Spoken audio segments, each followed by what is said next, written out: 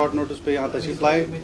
कुछ अहम मामलात हैं जम्मू कश्मीर को लेके, जम्मू कश्मीर के आवाम को लेके, जिन पे पार्टी प्रेसिडेंट महबूबा मुफ्ती साहिबा अपने ख्यालात आपके सामने और आपके ज़रिए आवाम तक पहुँचाना चाहती थी।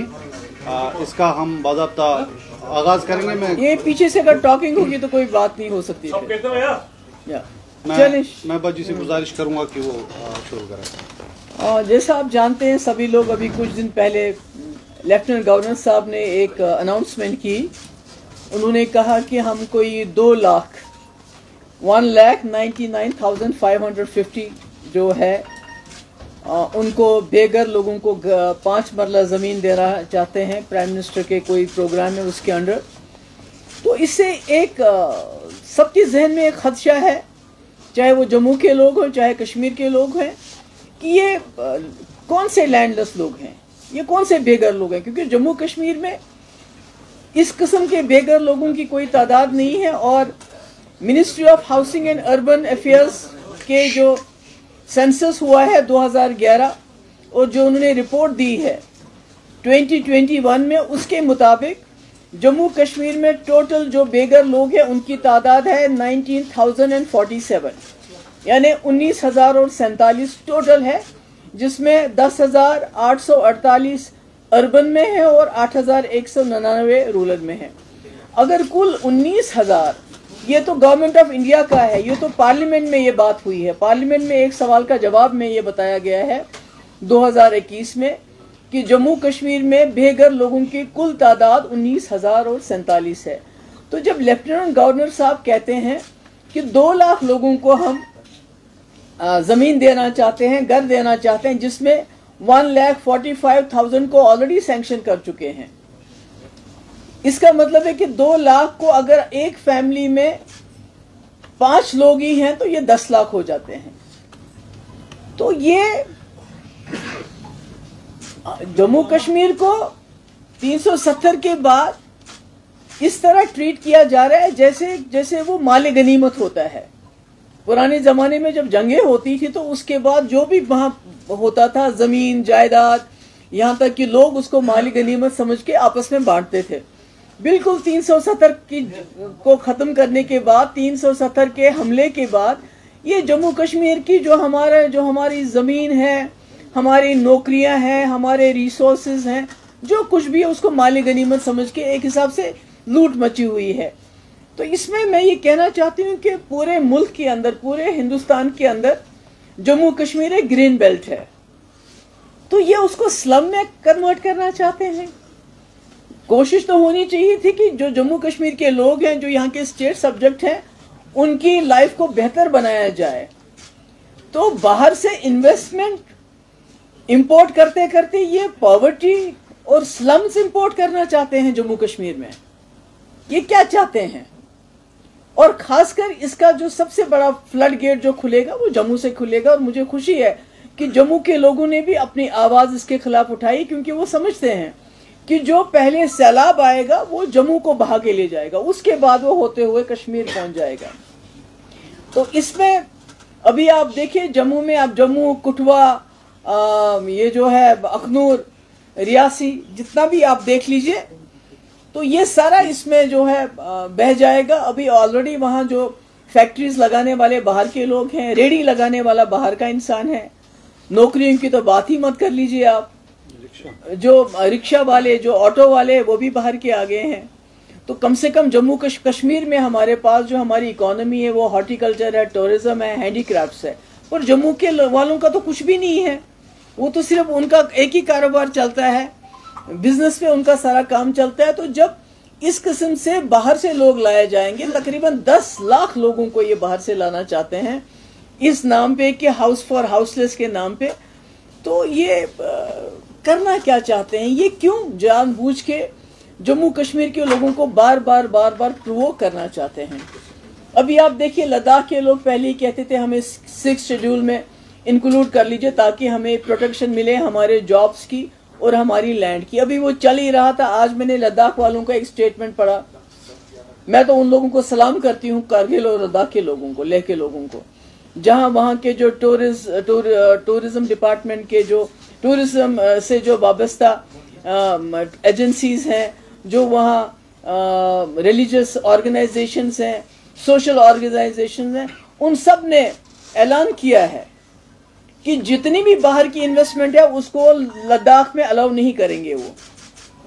और 15 जुलाई से बाज़ाब्ता वो नॉन कॉपरेशन स्टार्ट करेंगे। वहाँ एक कोई बहुत बड़ा बिजनेसमैन, शायद उसका नाम चोपड़ा, कोई इसी किस्म का नाम है, कि वो बहुत बड़े बड़े होटल उसने पूरे दुनिया में बनाए हैं, लद्दाख में भी। उसको भी उन्होंने इन्फॉर्म कर दिया है कि जो आपने यहाँ होटल बनाना शुरू कर दिया है वो काम बंद कर लीजिए, हम आपको यहाँ नहीं करने देंगे। मुझे लगता है हम लद्दाख के लोगों को पूरा सपोर्ट करते हैं, और मैं यहाँ जो हमारी सरकार है उनसे कहना चाहती हूँ कि आपने जम्मू कश्मीर में जो एक दबाव का माहौल बना के रखा है, पहले इसको जेल बना के रखा है आपने जम्मू कश्मीर को, अब इसको स्लम में कन्वर्ट करना चाहते हैं। क्या हो गया है आप लोगों को? किस कश्मीर को? वो कश्मीर, वो जम्मू कश्मीर के लोग। हम तो रिफ्यूजी बन के, हमने आपके साथ हाथ नहीं मिलाया था।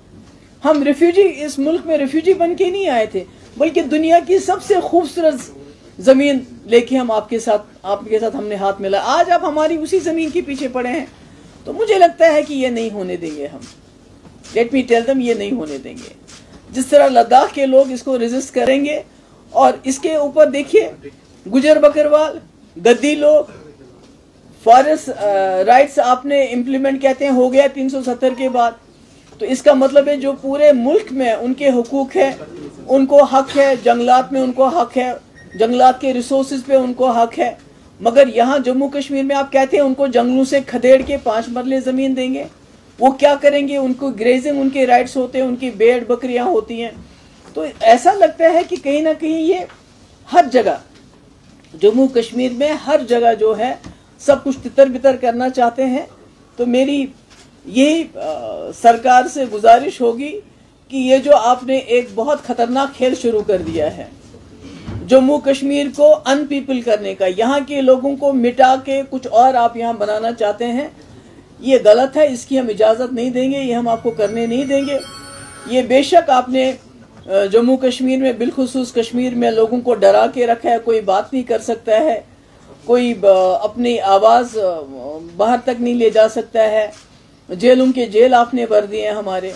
कोई बात करता है, जर्नलिस्ट को मैंने सुना पहले से इन्होंने बुलाना शुरू कर दिया अपने थानों में कि भाई इसके बारे में आप बात नहीं करोगे। जो छोटे छोटे लड़के लड़कियां फेसबुक पे कोई बात करती हैं उनको अलग से धमकियां देना शुरू कर दिया कि अगर आपने इसके बारे में खिलाफ बात की तो हम आपको केस जो है आपको जेल में डाल देंगे। तो मेरा ये कहने का मकसद है कि ये गलत है, और इस किस्म की कार्रवाई जो है आप हमको मजबूर मत कीजिए कि जो लद्दाख के लोग नॉन कॉपरेशन, अभी तक आपने हमारे लोगों से जो लोकल है उनसे लीज ले ली होटल्स की, बाहर के लोगों को आप दे रहे हैं। गुलमर्ग हो, पहलगाम हो, यहाँ हो, जो यहाँ सैकड़ों सालों से जिनके पास लीज थी होटलियर्स के पास, उनको आप उससे दस्तबरदार कर रहे हैं, बाहर वालों को दे रहे हैं। अब आप हमारी जो बची कुची ज़मीन है, क्योंकि ज़मीन तो हमारे पास ज़्यादा है नहीं, जो बची कुची ज़मीन है उसको आप होमलेस के नाम पे, बेघरों के नाम पे बाहर के लोगों को देना चाहते हैं। और शायद इससे आपको लगता है कि 10 लाख लोगों को लाके आप अपना वोट भी बढ़ाएंगे। और ये भी अजीब है कि अभी सुप्रीम कोर्ट ने हेयरिंग के लिए डेट मुकर्रर की और आपने दूसरे दिन ये कर दिया। अब चाहते क्या हैं? तो मेरा ये कहने का, मेरी बड़ी मोतबाना गुजारिश है कि हम बड़े अमन पसंद लोग हैं, और 2019 से आपने खुद कहा पथराव बंद हो गया, कोई किस्म की कोई यहाँ वायलेंस नहीं हो रही है। अगर सब कुछ ठीक ठाक है तो फिर आप जानबूझ के यहाँ के लोगों को इस किस्म मजबूर क्यों करना चाहते हैं? इस किस्म why are you pushing them to the wall?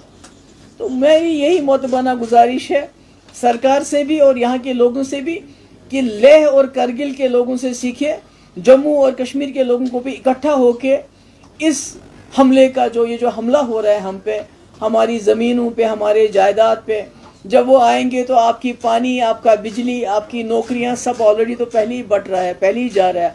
यहाँ तो बिजली का आपने हाल देखा क्या है, जम्मू में बिजली का क्या हाल है।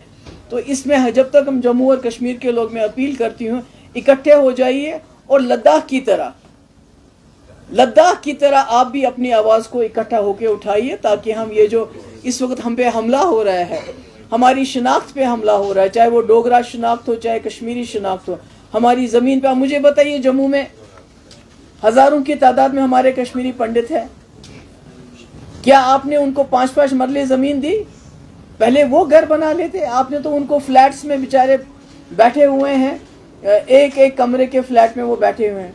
अगर देनी है ज़मीन तो उनसे शुरुआत कर लीजिए ना, उनसे शुरुआत क्यों नहीं करते हैं? जो बेघर हो गए, जो यहाँ से जम्मू चले गए हैं माइग्रेट करके, उनको दे दीजिए ना पहले ये 5 मरले ज़मीन, 7 मरले ज़मीन। आप बाहर से लोगों को क्यों इंपोर्ट करना चाहते हैं? बाहर से स्लम्स को क्यों इंपोर्ट करना चाहते हैं? आपके पास इतनी खूबसूरत जगह के लिए इंपोर्ट करने के लिए कुछ और नहीं है। बहुत बहुत शुक्रिया आपका। Thank you. Any questions regarding this? इसके बगैर कुछ नहीं। Thank you so much. Okay, God bless you. Thank you.